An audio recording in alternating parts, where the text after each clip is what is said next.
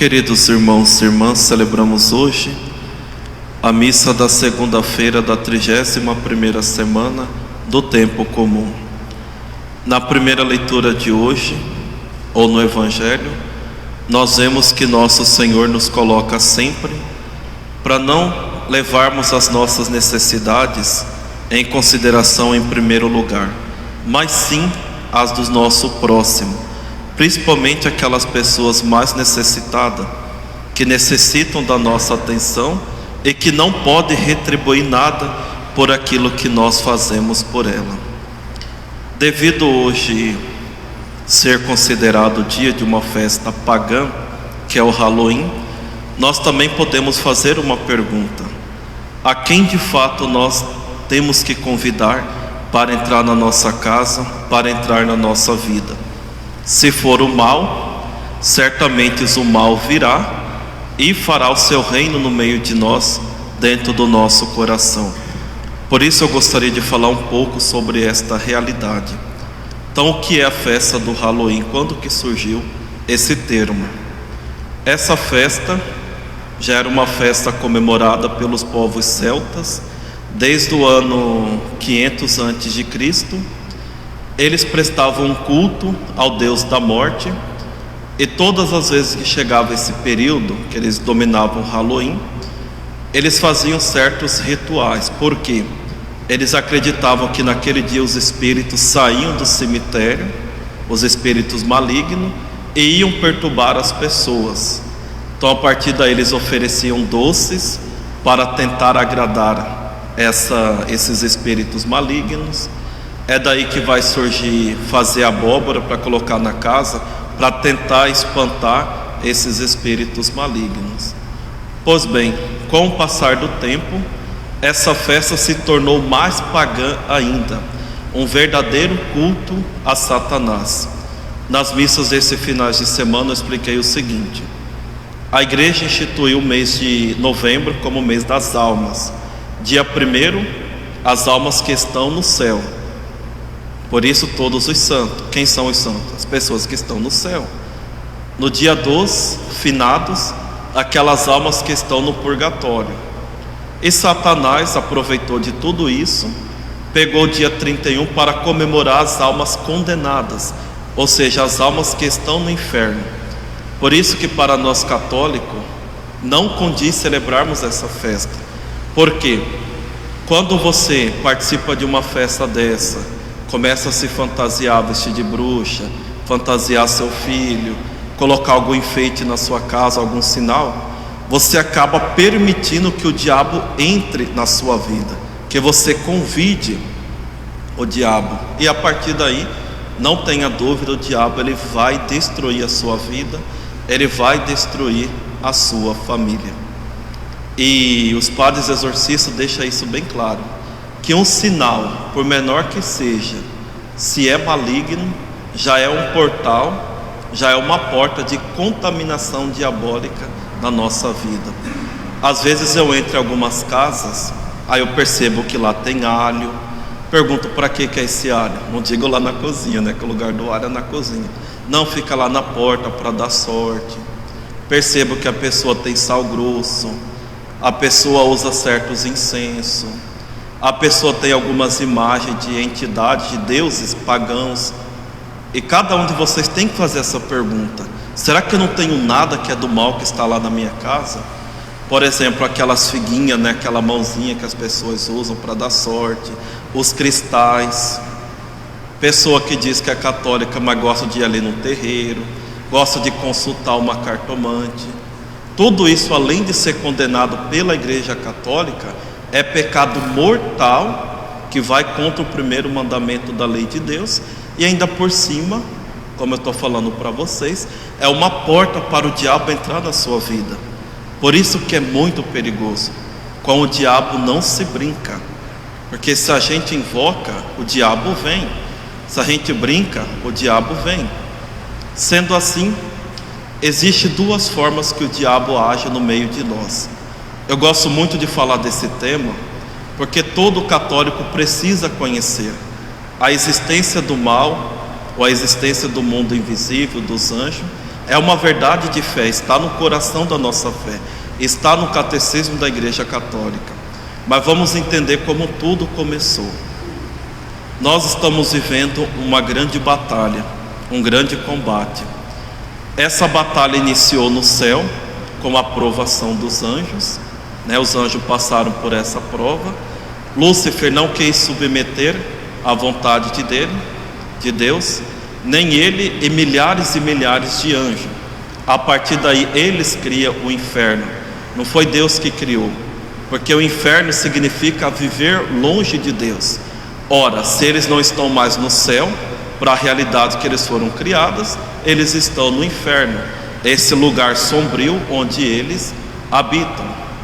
Sendo assim, Satanás tem um ódio muito grande por Deus e de todos aqueles que querem viver com Deus. Por isso Satanás, digamos, ele tem um grande trabalho, ele tem uma grande missão de levar as almas para o inferno. Aí vem a pergunta: mas padre, como que o diabo quer nos levar? É o que as pessoas não entendem. Elas têm medo de certos fenômenos que muitas vezes não são, é até raro disso acontecer.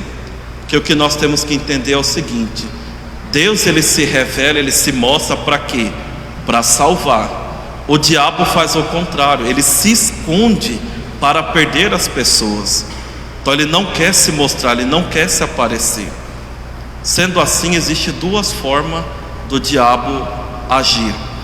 Tem as ações ordinárias e as ações extraordinárias. Vamos começar pelas extraordinárias, porque não é comum acontecer. Primeiro, a infestação diabólica. O que é uma infestação? Quando o diabo ataca o espaço físico. Claro, gente, isso tem que ficar bem claro. Quando essas coisas acontecem, a gente não sabe por falar, é o diabo. Não. A igreja passa por um longo processo de discernimento até ver se de fato é aquilo, para depois ela começar, rezar, fazer exorcismo. Mas não é assim. Vem uma pessoa que é atormentada, aí está com o diabo. A primeira coisa que o exorcista pede, laudos psiquiátricos. Porque se o psiquiatra falar que está tudo bem, aí sim a gente assusta. Mas se o psiquiatra falar que a pessoa está com um parafuso solto na cabeça, então está explicado. Até porque se o padre chegar e falar que é uma coisa do mal, a pessoa acaba se convencendo que ela está com aquilo, e muitas vezes não está. Então o primeiro é a infestação, quando ele ataca o espaço. Qual que é o objetivo de Satanás? Fazer com que a pessoa perca a fé, por meio do medo, porque o medo nos leva a perder a fé, e quando se perde a fé, se perde tudo. Depois nós temos a obsessão interior, quando a pessoa começa a ouvir aquelas vozes que ficam dizendo para a pessoa o que a pessoa deve fazer. São sempre pensamentos malignos, para vocês verem que são bem parecidos com transtornos psiquiátricos. Por isso que tem que ter muita prudência, muita cautela ao discernir. Depois a obsessão exterior, que é quando a pessoa ela apanha do diabo. Ah, padre, por que isso acontece? Repito, isso tem que ficar bem claro, é um fenômeno extraordinário. Só acontece com as almas santas. É um sacrifício que a pessoa aceita por vontade de Deus, em vista de um bem muito maior. Por isso que acontecia com o Padre Pio. Tipo, eu não vou ter medo disso porque eu não sou santo, como o Padre Pio. Então se eu estivesse sentindo alguma coisa, provavelmente não é o diabo, é outra coisa. Então isso tem que ficar bem claro. E por fim temos a possessão diabólica.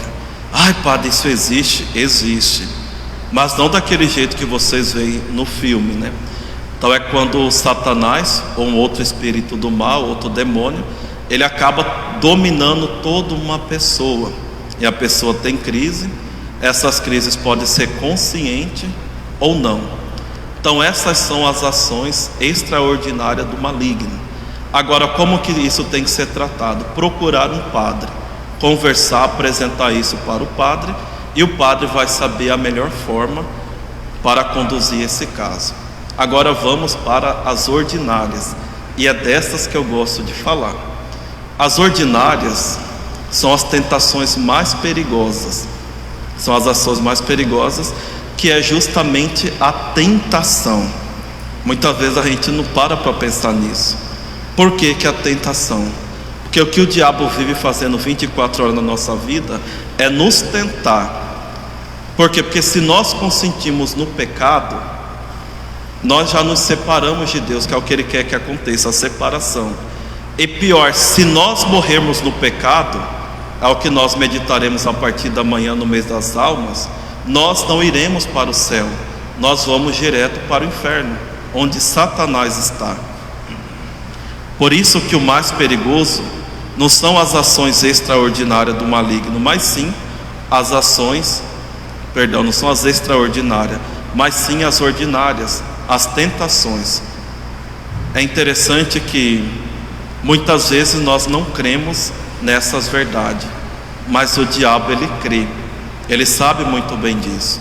Por isso que ele não descansa, ele não tira férias, ele não dorme, como nos diz São Pedro. Ele é como se fosse um leão que está rugindo, procurando a quem devorar. Portanto, resistir firmes na fé. Quem tem fé não cai na armadilha do diabo. Quem reza, quem confessa, não cai na armadilha do diabo. O padre Corrado Baduchi, ele afirma, que o diabo está vivo e atuante no nosso meio. Vou ler aqui para vocês algumas considerações que ele fala sobre a tentação. Ele diz o seguinte: que o diabo realmente tenta as pessoas, não há dúvida. Sua existência está centrada no ódio a Deus e à humanidade. Por isso, qualquer que seja a influência que ele tem sobre os seres humanos, será sempre exclusivamente com o propósito de separá-los de Deus e assim diretamente impor a Deus o ódio que não pode afetar Deus diretamente. Então Satanás tem esse ódio muito grande por Deus e por nós, que somos chamados a vivermos essa plena comunhão com Ele. Então ele meio que quer se vingar de Deus, afetando a nós. Mas isso não é algo que vai atingir a Deus, vai atingir a nós. Então isso tem que ficar bem claro. Depois, contudo, que às vezes a gente pergunta, se Deus me ama, por que Deus permite a tentação? Responde o padre: contudo, ao superar a tentação, uma pessoa tem a oportunidade de praticar e fortalecer a virtude, de rezar e mostrar a Deus que sua vontade está firmada no bem. Desta forma pode-se alimentar a própria formação espiritual, crescer na intimidade com Deus e obter méritos em abundância. É por essas razões que Deus permite a tentação, seja do diabo ou de alguma outra fonte. Então Deus espera que nós lutemos. Deus espera que nós vivemos esse bom combate. E para nós combatermos, meus irmãos e minhas irmãs, nós temos que ter essa determinação em nossa vida de sermos santos, de vivermos uma vida para Deus. Por isso, em primeiro lugar, uma confissão sacramental. Nós temos que confessar todos os meses, quem quiser a cada 15 dias, toda semana, ou todas as vezes que tiver em pecado mortal. Uma confissão é maior do que um exorcismo. Isso tem que ficar bem claro. Todos os padres exorcistas gostam de lembrar disso. Por quê? Porque numa confissão, o diabo ele perde força sobre aquela pessoa. Por isso que o diabo ele pode pedir tudo, até para você entrar na fila da comunhão e comungar. Porque se você está em pecado, você comete outro pecado. Ele vai te mandar para Fátima, para Aparecida, vai te mandar andar Cuiabá inteiro de joelho falando que Deus está pedindo. Ele só não vai te mandar tomar vergonha na cara e procurar um padre para confessar os seus pecados. Porque o dia que você fizer isso, ele perde a força sobre você. E se você fica confessando sempre, ele vai perdendo o poder sobre você. Que quando nós estamos no pecado, o diabo tem poder sobre nós. Isso tem que ficar bem claro. Depois, participação nas santas missas. Por quê? Porque é na comunhão que nós nos unimos perfeitamente a Jesus, que nós nos unimos a Deus. Depois, ter uma vida de oração. Ter vida de oração significa viver na presença de Deus. E olha que nós estamos enfrentando uma batalha, as coisas irão piorar, E quem não reza, quem não tem vida interior, não vai aguentar. Padre Jonas que dizia isso, né? Quem não adorar, não vai aguentar, que diz, né? Porque não faleceu. E depois, as outras realidades, né? Devoção a Nossa Senhora, devoção aos santos, uso dos sacramentais, da medalha. Eu conheço um caso desta paróquia que foi discernido que a pessoa sofria um caso de obsessão exterior. Toda vez que ele ia dormir, ele apanhava do diabo. Quando a gente escuta, meu Deus, é loucura. Mas depois que eu vi que ele pediu ajuda, os grandes padres que o acompanhou, aí eu vi que de fato a coisa era verdade. Aí ele disse que os ataques terminaram quando um padre pediu para ele, toda vez que ele fosse dormir, antes dele deitar, que ele colocasse o terço no pescoço. Como o diabo odeia a Virgem Maria, tudo aquilo que é dela, nunca mais ele foi atacado pelo diabo. Então ter fé não é um amuleto mágico, medalha milagrosa, fita do apostolado, que mais, escapulário, não é amuleto mágico. Mas se nós temos fé, aquilo dali também se torna canal de graça para nós. Isso tem que ficar bem claro. Eu posso colocar coisas que podem trazer graças na minha vida, mas como também eu posso ter coisas que eu já comentei que podem trazer desgraça. Enfim, o que eu queria mesmo comunicar para vocês nesta homilia é que vocês estejam sempre atentos. Nós estamos vivendo um combate, um grande combate espiritual. E nesse combate o nosso inimigo não é o próximo. O nosso inimigo é Satanás, são os espíritos malignos que andam pelo mundo para perderem as almas. Se você tem medo, você precisa ter fé e viver a sua fé. Se você não acredita, você também precisa ter fé. E é interessante que certa vez eu li isso num livro, que a maior arma de Satanás contra nós é fazer com que nós acreditemos que ele não existe, que ele é apenas uma figura histórica, mitológica, porque assim ele pode agir livremente no meio de nós. Então recorremos à intercessão de Nossa Senhora e de São Miguel Arcanjo. Louvado seja nosso Senhor Jesus Cristo.